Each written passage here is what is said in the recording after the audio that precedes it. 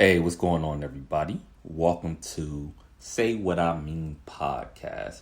Now, bear with me. I'm trying out this platform, so hopefully the sound is okay.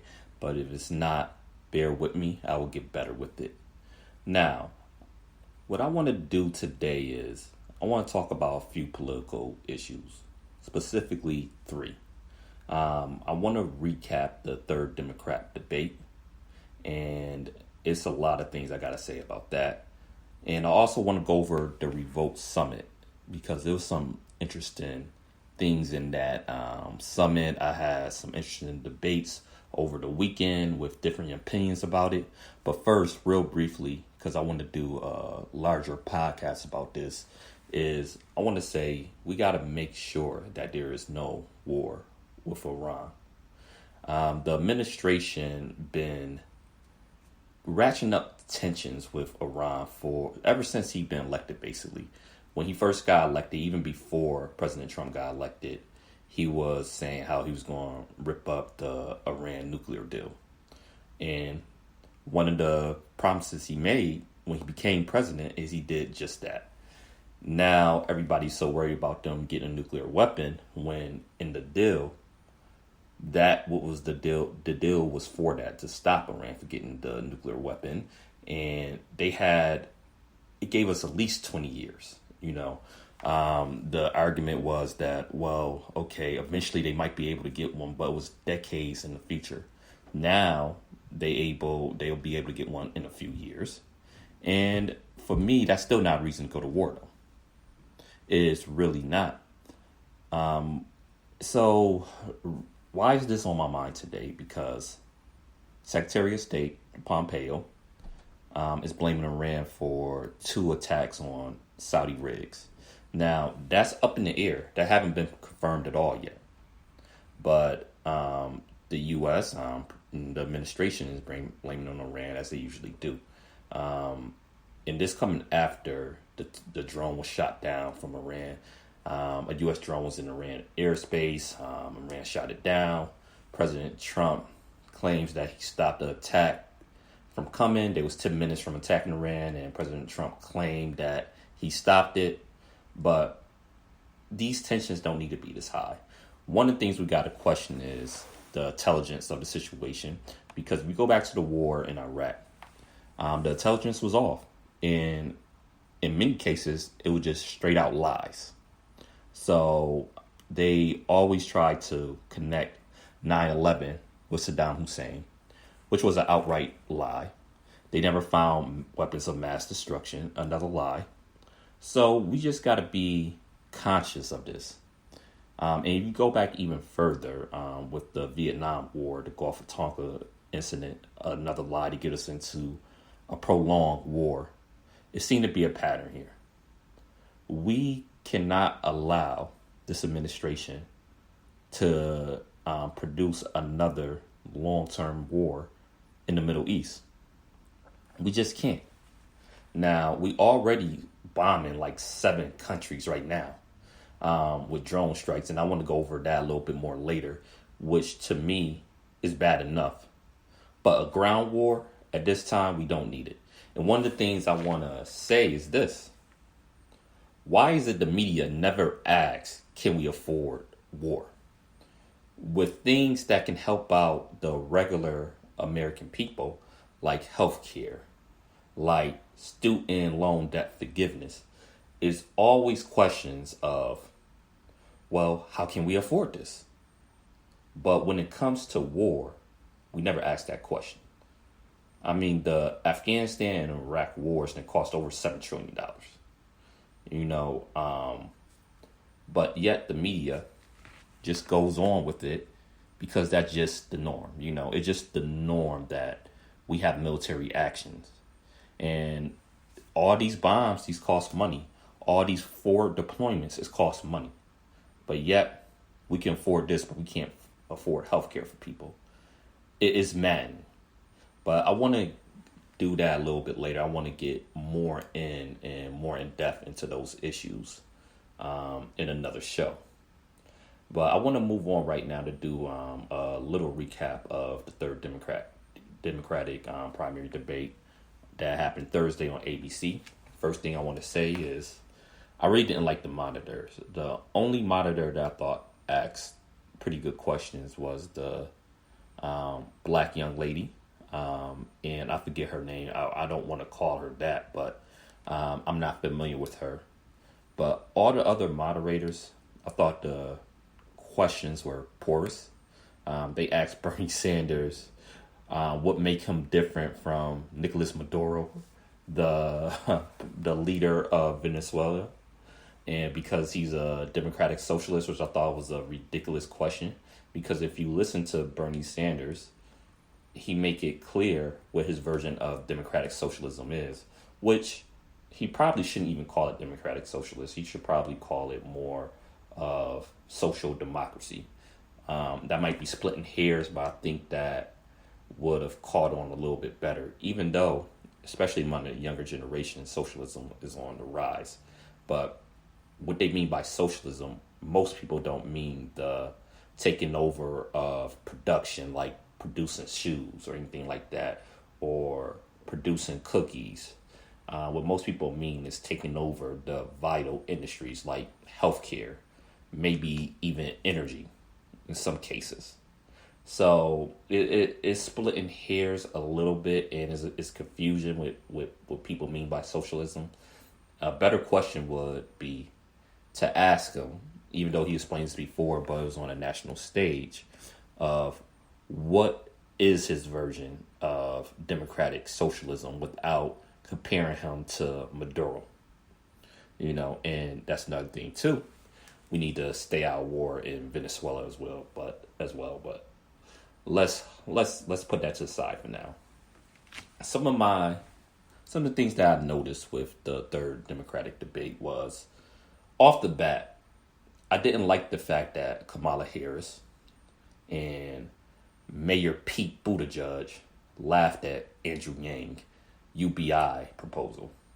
Now, Andrew Yang made an announcement before the debate that he was going to do something unprecedented. He was going, this had never been done before in the history of debates. And basically, he was going to pick 10 families and he was going to give them the $1,000 a month, his UBI, Universal Basic Income. And if you know anything about Andrew Yang, that's his big platform, because the jobs of the future, more and more of the jobs in this economy is becoming automated. And one of the things we need to do is to offset that is to do a universal basic income, or UBI. Now, I don't particularly like his version of UBI. I'm not against UBI altogether, but his version leaves a lot to be desired in my opinion. But to me, it's a policy proposal that deserves a lot of thought and a lot of discussion. It's not something that should just be laughed at, and especially for somebody like Kamala Harris, because Kamala Harris, a few years ago, when she was asked about the legalization of marijuana, she laughed at that, and now it's coming back to bite her in the ass, basically. Why are you laughing at legitimate policy discussing?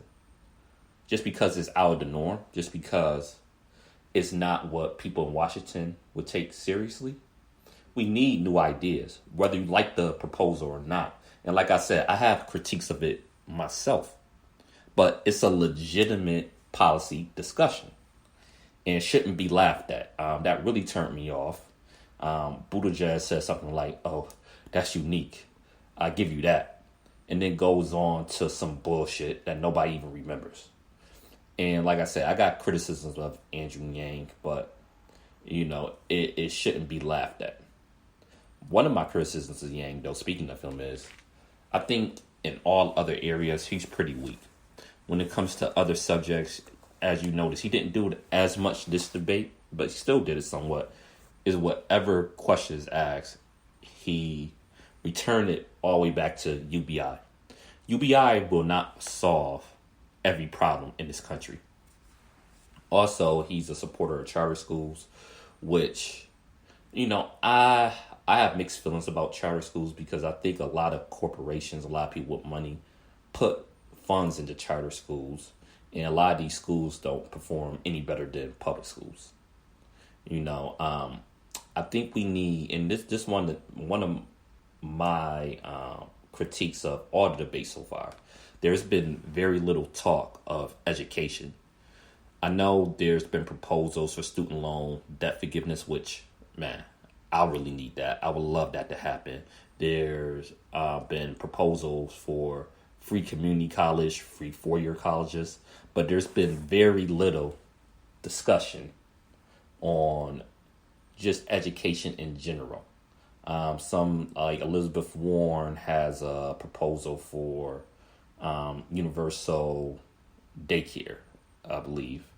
But again, from like elementary school to high school, there haven't been a lot of discussions on that, which I think is needed. If I was hosting the debate, I would ask all these candidates their plans on education, not just higher education and the cost, because our schools are failing and it needs a lot of work. So I want to know what they plan to do about that, if anything.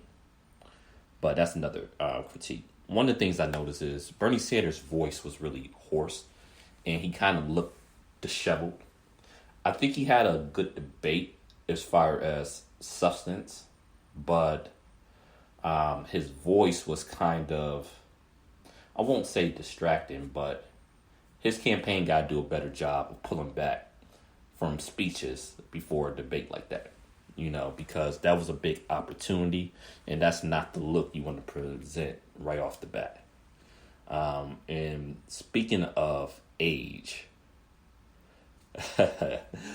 Julian Castro kind of attacked Biden on age, even though he says it's not an age attack, which I think he's trying to play that middle ground. It was an age attack. I don't particularly mind it because I think Biden has been messing up a lot of gaffes, saying a lot of things that don't make sense. So I'm not mad at it, but I could see how other people would take that, and some people would think it's too mean.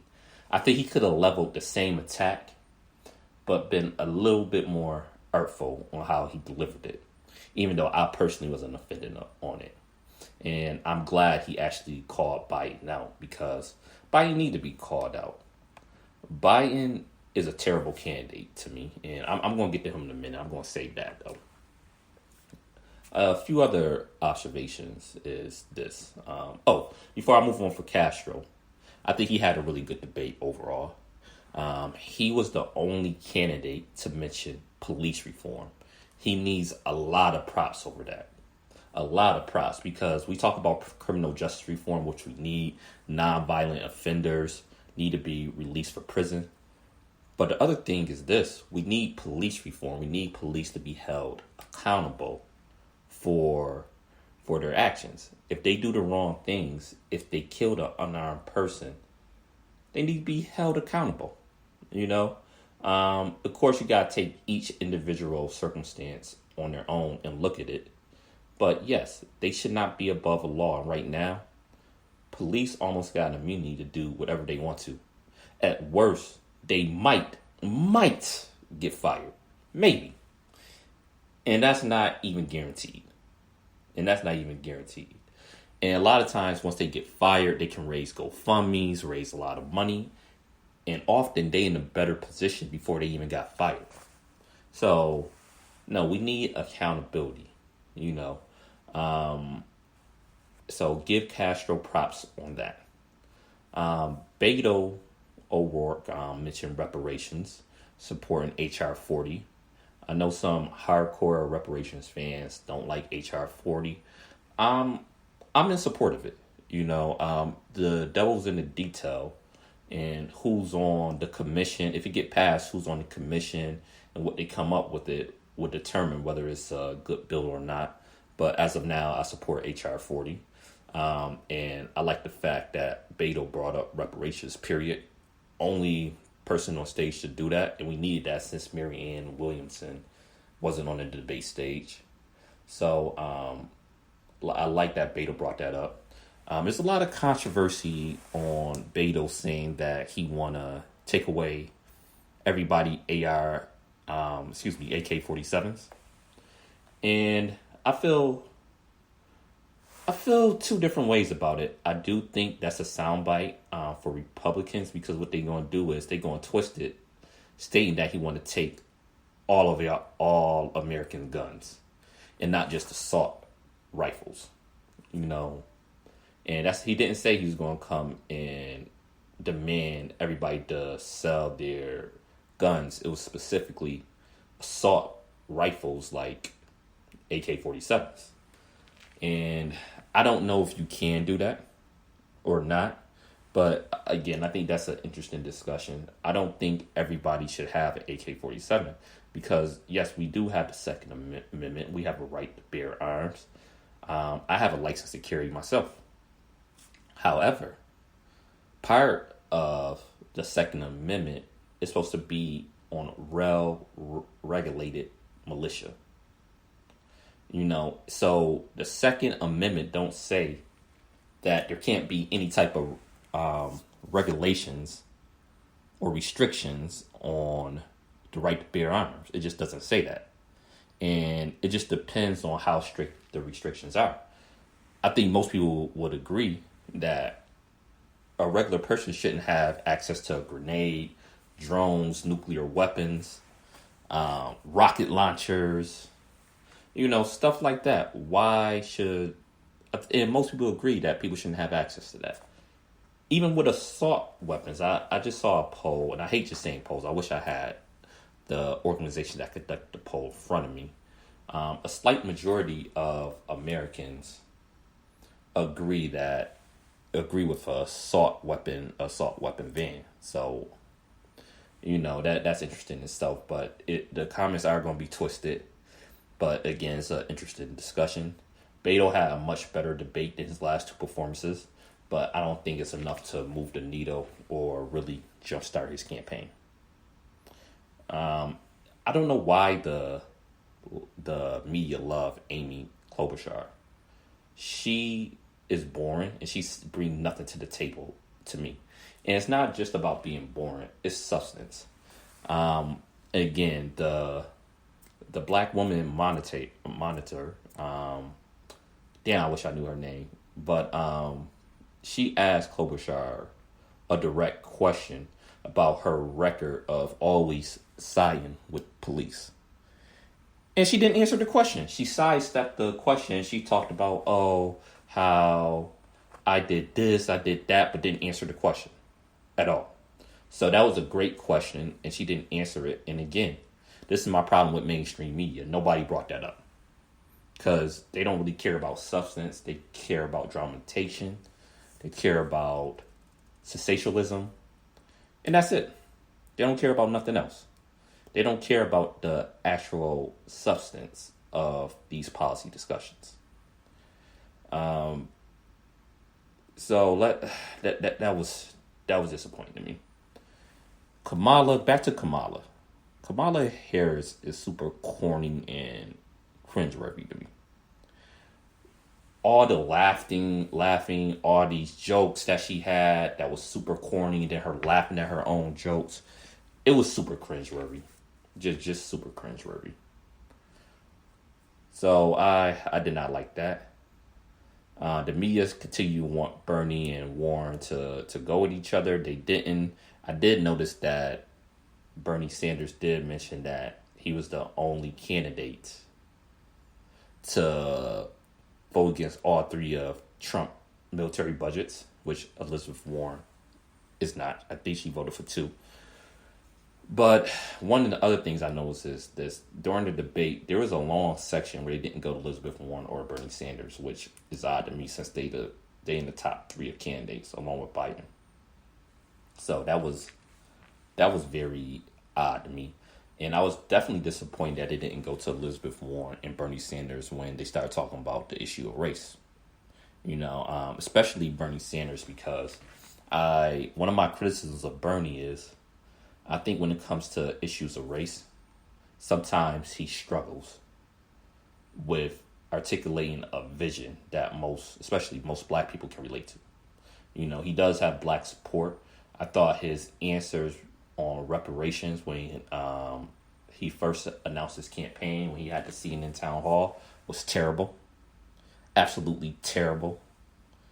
And I don't know. I just want to see how comfortable he is with answering questions of specific black issues and not just people of color. Because when you say people of color, that's encompass a large group, that encompass everybody. But amongst these groups, we have different issues that affect us differently.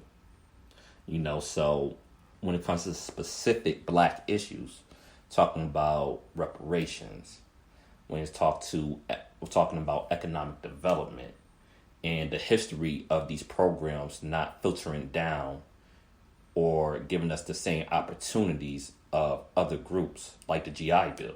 After World War II, black soldiers didn't get the GI Bill when they came back. Even when it comes to organizations like FEMA and how they distribute money not being even. When it comes to healthcare, I could go on and on. This is why black people want a specific agenda. So I was kind of disappointed Bernie and Warren wasn't asked these questions. Of course, Biden was asked questions on race, and it was terrible, as usual. He was asked about a comment that he made 40 years ago about he'd be damned if he paid for something that happened 300 years ago or don't care about something that happened 300 years ago. Something to that effect. He started talking about record players. Didn't answer the question. Just terrible.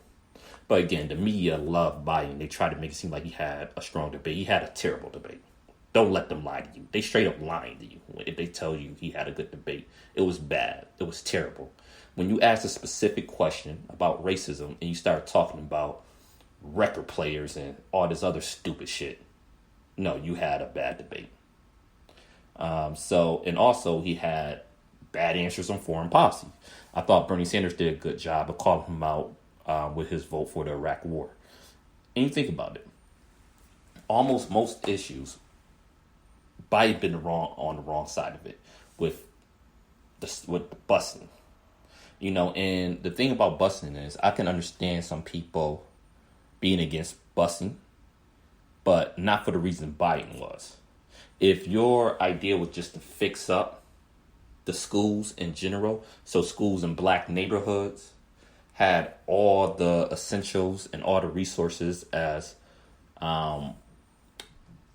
more proper funded schools, or schools that in better neighborhoods that had higher property taxes and had higher funding. If you was proposing to fix those schools like that, I could understand not really being for busing. But that wasn't what Biden was saying. He was siding with segregation in this, which that's unacceptable to me. He was for the crime bill, the 91 crime bill and the 94 crime bill. He was the architect of it. He supported NAFTA. He supported deregulation. He was one of the people that voted for the repeal of Glass-Steagall. He was for the Iraq War.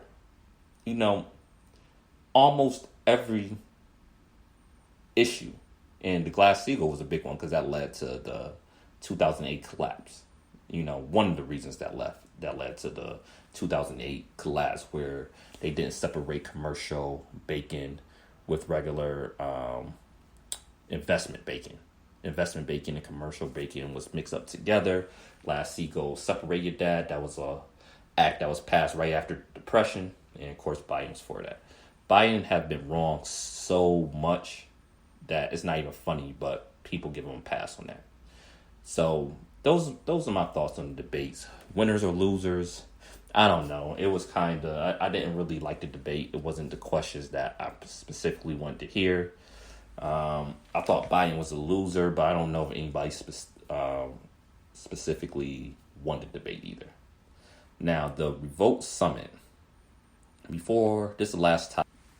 This Revolt Summit, the last topic of the day would be about this. And one of the things we was debating this weekend, or I should say I was debating with a few of my friends, was whether or not they should have invited Candace Owens. Because on the summit, they had Killer Mike, T.I., Tamika Mallory, another conservative black lady, and Candace Owens. And one of my friends was stating how they thought, two of my friends actually, was stating how they thought it was okay to invite Candace Owens, and I disagreed. Not because I'm against other viewpoints for being shared, because I like the idea of the summit, because all black opinions should be welcome, or different points of view. But these actors gotta be legitimate. You know, they have to be legitimate actors. And I just don't feel that Candace Owens is that. She get paid by right wing think tanks to spout nonsense. Her whole job is propaganda, is to spit propaganda. So why have her there in the first place? And it takes away from the debate, because a lot of people in the audience didn't want to hear her speak. I tried to show my wife the video. She didn't even want to see it because she saw Candace Owens. It takes away from the debate. If you really want all opinions heard, invite somebody that have conservative views, but don't have the reputation Candace Owens have. I mean, Candace Owens did a halfway defense of Hitler. I mean, you can't take this person serious. So to me, that took away from the summit. And if you're going to have her, definitely don't have a live audience, because of course, most people that know her history is not going to want to hear her talk.